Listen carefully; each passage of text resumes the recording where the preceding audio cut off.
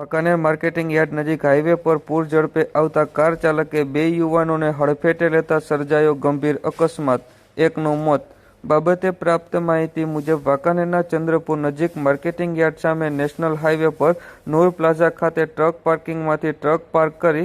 શુક્રવાર રાત્રિના 1 વાગ્યે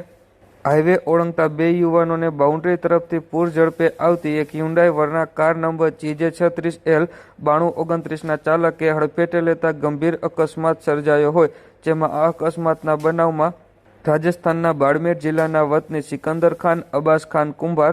નામના યુવાનને ગંભીર ઈજાઓ પહોંચતા તેનું ઘટના સ્થળે જ કરુણ મોત થયું હતું, જ્યારે તેની સાથે રહેલ નુરા ખાન શકરુ ખાન કુંભાર નામના યુવાનને ગંભીર ઈજાઓ પહોંચતા તાત્કાલિક સારવાર અર્થે હોસ્પિટલ ખાતે ખસેડવામાં આવ્યો હતો.